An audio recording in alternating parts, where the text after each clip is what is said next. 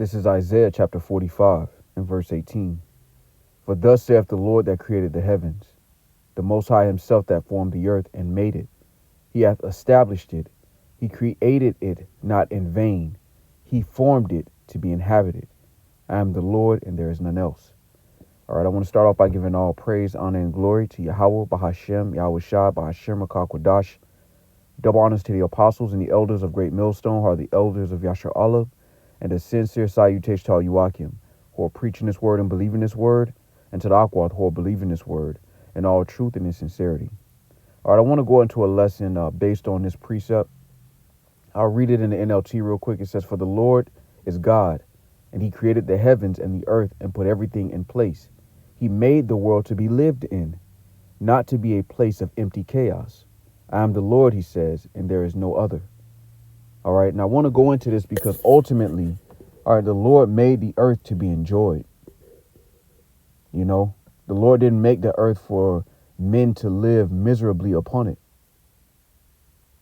You know, when you think about the society we live in, there's a there's an illusion of scarcity.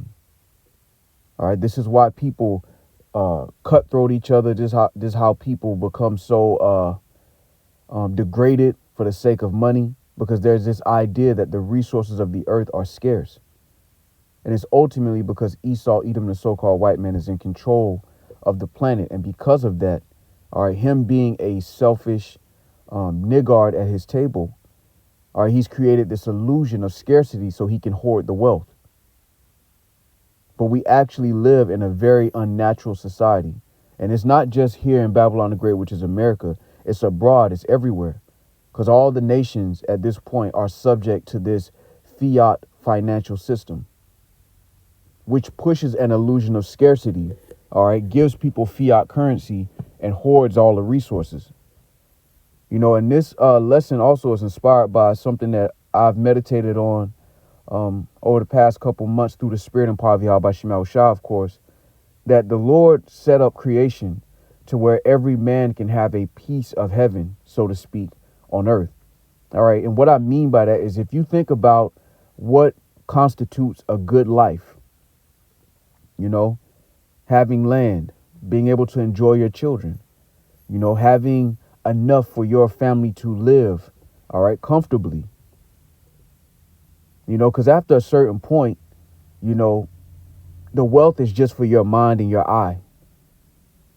You know, after you've gotten all the creature comforts that come with, you know, a comfortable living, you know, seeing a bunch of zeros in a bank account or going to a storehouse and seeing a bunch of gold is really just for your own peace of mind. All right, it gives you a false sense of security, because ultimately all of that money can't redeem your life. But at a certain point, you know, wealth is just for the eyes. It has no practical use in your reality.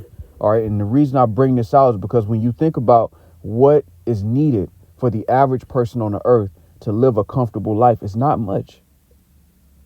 You know, land, being able to feed your family, being able to enjoy your children and watch your lineage progress on the land that you have. It doesn't really take much. All right. And this is why the Lord is going to set up one that is profitable, which is Yahweh Shai. This is why the earth, the nations are not going to learn war anymore, because righteous rulership is going to be established. All right. There's Wisdom of Solomon chapter 1 and 13. It says, for the Most High made not death, neither hath he pleasure in the destruction of the living. For he created all things that they might have their being. And the generations of the world were healthful, and there is no poison of destruction in them, nor the kingdom of death upon the earth. And this is why the beauty of the kingdom of heaven is going to benefit all the inhabitants of the earth, creatures included, because there will be equity in the earth. All right. And that doesn't mean everybody gets an equal share. It means that the resources of the earth are distributed fairly, properly.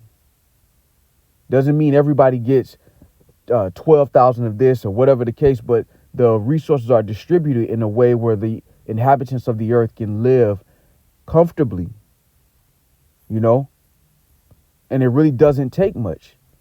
If you have a ruler who isn't a niggard, The earth can actually be enjoyed. All right, real quick. This is Ecclesiastes chapter 5 and 9. And it reads, moreover, the profit of the earth is for all. The king himself is served by the field. All right. And this is why the Lord, the Lord didn't set up the planet and creation, if you will, for it to just be a place of misery. It's actually created to be enjoyed. There should be no need for a PlayStation 5. There should be no need for virtual reality. The Lord created reality in itself to be likened unto a video game, if you will. And what I mean by that is it's supposed to be an enjoyable experience. People don't play the game to be miserable. When you think about these PlayStation 5s and, Nintendo DS and virtual reality, they play those games to escape the misery that they see in reality. And the Lord is saying throughout the scriptures that it's not the end goal for the earth to just be lived in miserably. And you have to turn to a virtual sense of reality to find comfort. The earth was made to be enjoyed, man, to be inhabited. And this is why the Lord's going to set up Yahweh Shai, which is that king that is profitable. All right, so that earth can actually be in good case. All right, matter of fact, let me just get it. There's Wisdom of Solomon 6:24. The multitude of the wise is the welfare of the world, and a wise king is the upholding of the people. All right. And Yahweh Shai is that wise king. And when Yahweh Shai comes, he's going to establish equity in the earth.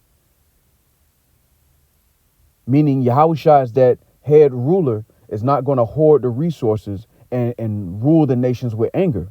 They shall be ruled over with a rod, but that goes into the strict enforcement of the law and the standard of righteousness.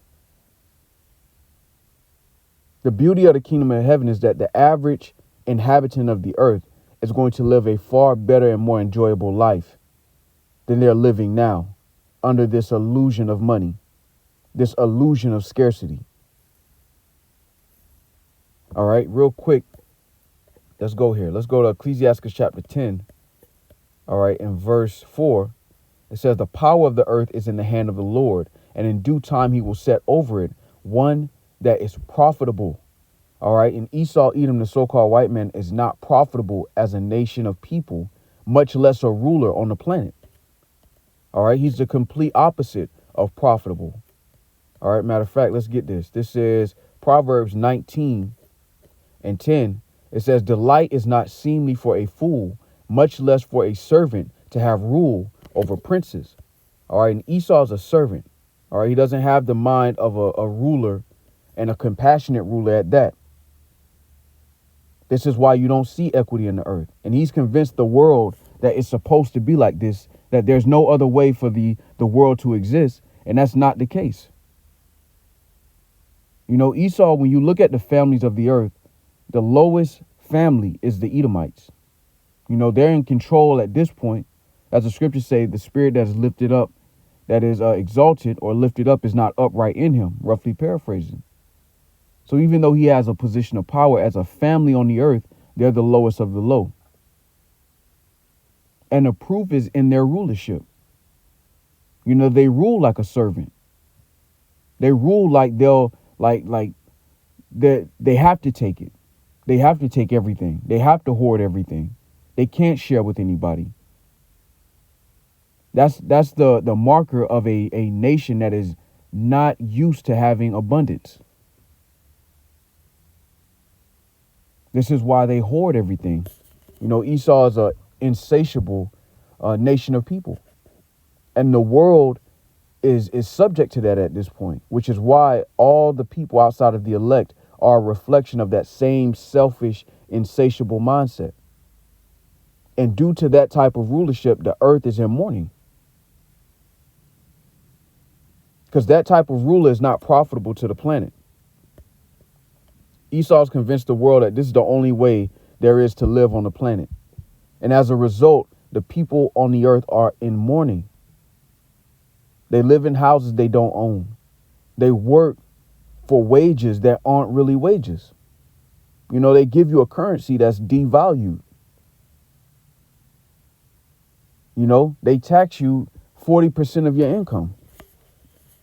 They make loopholes the higher up you go on the tax bracket. Everyone has to be in debt to maintain their livelihood. Wickedness is glorified and righteousness, all right, is demonized. The food is corrupted all across the board. You know, they prey on people's ignorance of health, you know, by giving them food that isn't healthy. And then when they get sick, they only treat the symptoms to prolong their life enough to extract wealth from them. And the only type of comfort people get in this life is either being sedated with substances, all right, or completely detaching from reality through video games or some sports. Life is not made to be that way. And the Lord set the bar so low concerning people having access to comfort. If you look at it from a righteous standpoint, what I mean by that is if you give a nation, or you give a man, for example, enough land to where he can grow his own food for his family. You know, you give every town, all right, a well or multiple wells where they can get natural spring water. You know, you allow a man to raise his children, to raise up food. What more do you actually need? The blood of the grape. What more do you need to actually be happy? Because this is the reason people are chasing money anyway, is to have that piece of reality. But Esau's corrupted everything. People can't even own homes at this point. So the earth is in misery, man. All right, real quick, this Proverbs 29:2. When the righteous are in authority, the people rejoice. But when the wicked beareth rule, the people mourn. All right, Proverbs 29:2 in the NLT says, when the godly are in authority, the people rejoice. But when the wicked are in power, they groan. And it is obvious to everyone on the planet that the wicked are in power. And this is why the people are in a state of mourning. And it doesn't have to be this way. This is the beauty of the kingdom of heaven. The average Moabite in the kingdom of heaven is going to live greater than the richest Moabite today. You know, why do we say that, right? Because you think about one of the greatest benefits of the kingdom of heaven is truth. Imagine being born into a world where you understand what is actually food, what is actually good for your body and what isn't. It's not speculation. A world where you understand what death is, not speculation. A world where you understand what happens after death and that you come back in your third and fourth generation. No speculation. The knowledge of who God is, no speculation. That in itself is a great benefit to the planet. Because the richest of the rich Moabites on this side have no wisdom. They have no knowledge. So what does all the money mean if you're controlled by the wicked? There's no benefit really. All right, real quick, this is Isaiah 11. I'm going to jump down to verse 9. It says, they shall not hurt nor destroy in all my holy mountain, for the earth shall be full of the knowledge of the Lord as the waters cover the sea. And that's one of the great benefits of the kingdom of heaven is knowledge, true knowledge. Not knowledge of wickedness, but true wisdom. You're going to have heathens that are born into a world where they understand death. They know who God is. They know the order of humanity. They know what is considered food. The people that rule over them are not ruling over them to take advantage of them, but to actually look to their well-being. They'll have their own land. You know, and this brings me to a word that the beloved brother Ayash brought to my attention this week, and it's agrarian. I got it right here. It's agrarian.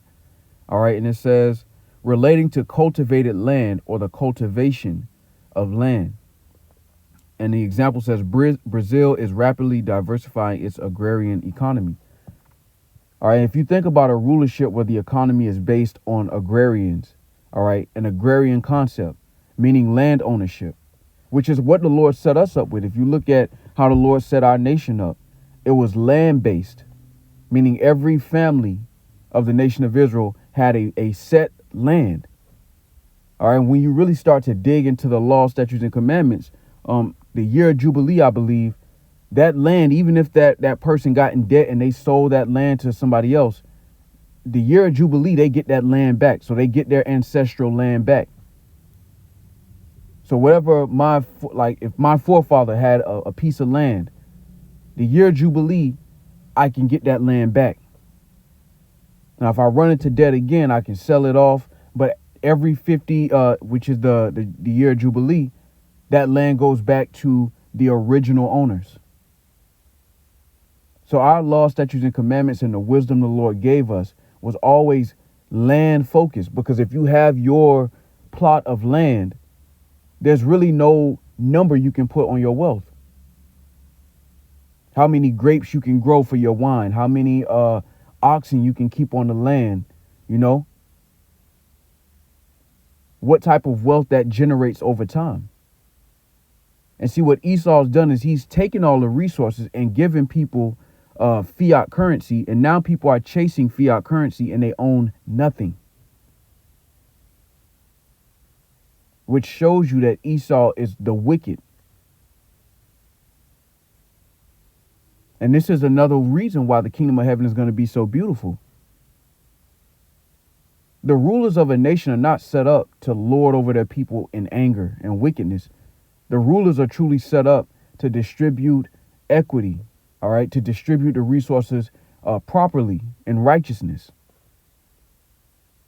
It's not so they could live great at the expense of their own people. And the world is going to find that out in the kingdom of heaven, man. All right. Is the average person going to have as much as Yahweh Shai? No. But are they going to have a comfortable life? 100%. Especially compared to the world that we live in today. Righteous rulership will ensue. And the world is going to see that it doesn't take much for you to be happy on earth. It doesn't take much for a comfortable life. Just the very baseline of allowing a man and his family to have a plot of land that they can grow and till really eliminates a lot of the problems that we see in society today. And this is what I was meditating on through the spirit, because you look at how the Lord set up creation, men get to be a willing participant in it. You're a participant in creation. You're a tool of creation, but you're also a participant. What I mean by that is, a husband and wife can get together and then they create life through the spirit and power of Yahweh Shema Shai, and they watch their features combined into another child. And then they have multiple children and they get to see different versions of themselves in each child. And then they watch those children grow and mature. They're able to impart wisdom to those children. Those children have children. You're able to celebrate your lineage coming up and blossoming and witnessing creation from the first person hands-on point of view. It's really beautiful, man, when you really think about it. That's why this concrete jungle that Esau has created is so synthetic that it ruins the beauty of what the Lord created and how he set up life for you to be a participant in it. Scriptures say, be fruitful and multiply. Why are people afraid to have children? Because they can't afford them. Why can they not afford them? Because Esau's hoarded the resources and told you that you have to work for fiat currency to pay for a house that you really never really own. So he's put this blanket, this covering cast over creation, and it's dimmed the beauty of creation because people are living in a false sense of reality, a synthetic world. And that's the beauty of the kingdom of heaven, is that the world is going to actually be able to enjoy life. The people on the planet are actually going to be able to enjoy life. All right, this is Proverbs chapter 30 and 21. It says, for 3 things the earth is disquieted, and for 4 which it cannot bear. For a servant when he reigneth, and a fool when he is filled with meat. All right. And the earth can't bear that, man. And this is why the Lord's going to remove Esau, because the earth can't bear a wicked ruler. All right. A servant at rulership, but for so long. All right. This is why the Lord said, if the days were not shortened, there will be no flesh left to save, man. All right. This is Proverbs 30:21. It says, I'm going to read in NLT. It says, there are 3 things that make the earth tremble. No, 4 it cannot endure. A slave who becomes a king, an overbearing fool who prospers. And Esau Edom is both. All right. He's a slave that has become king, and he's not fit for the position. All right. Because again, he is a niggard at his table. All right. And one of the synonyms, if you will, for niggard is a miser. All right. And I want to get that word real quick. A miser, it says a person who hoards wealth and spends as little money as possible. So Esau will hoard the wealth and then he won't even share it. Man, just hoarding wealth just to look at it. Because you think about it, a compassionate person is rich, that wealth to distribute. You know, they'll go and buy, go spend some money at the local shop. That'll put money in the local shop's pocket. Esau is the type of individual that'll hoard the wealth, watch people suffer, and then just look at his bank account. This is why this whole setup is so fake and synthetic. The Wadi Halba Shemal Shada, he's coming to end it, man. All right, so Lord willing, this was edifying. With that, I want to give all praise, honor, and glory to Yahweh, Bahashem, Yahweh Shai, Bahashem Rakah Quadash. Double honors to the apostles and the elders of Great Millstone, who are the elders of Yashar Allah, and a sincere salutation to all Yuakim, who are preaching this word and believing this word, and to the Akwat, who are believing this word and all truth.